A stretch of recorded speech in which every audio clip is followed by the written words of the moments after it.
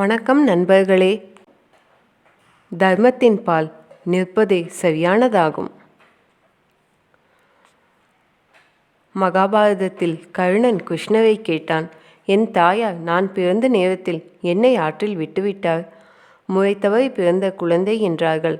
இது என் தவறா? நான் சத்திரியன் அல்ல என்று கூறி துரோணாச்சாரியர் எனக்கு கல்வியை கற்றுத்தரவில்லை. இது என் தவறா? பரசுராமர் எனக்கு கற்றுக் கொடுத்தார். ஆனால் சத்திரியன் என கூறி நான் படித்த எல்லாவற்றையும் மறக்க என்னை சாபம் கொடுத்தார். இது என் தவறா?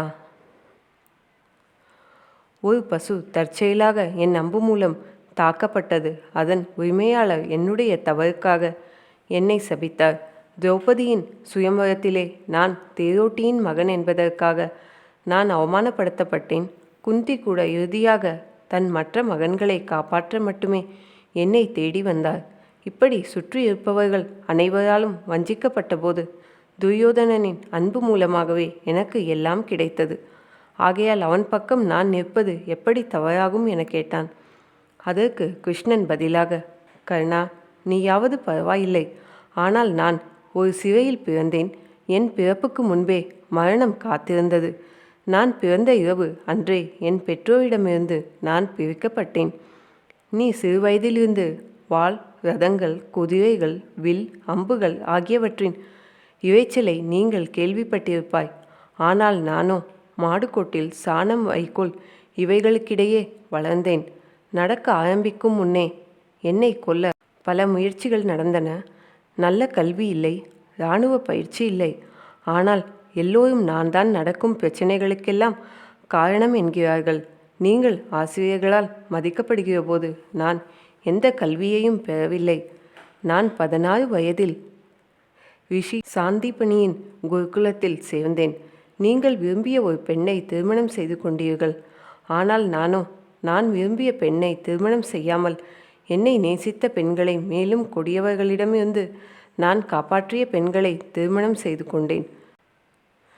ஜராசந்திடமிருந்து என் மக்களை காப்பாற்றுவதற்காக யமுனா நதிக்கரையிலிருந்து, கடலிலிருந்து, தூரத்திலிருந்து என்னுடைய முழு சமூகத்தையும் நகர்த்த வேண்டியிருந்தது. நான் ஓடிப்போன ஒரு கோளை துரியோதனன் போரில் வெற்றி பெற்றால் உனக்கு நிறைய பொருள், நாடு, சேனை, கௌரவம் கிடைக்கும்.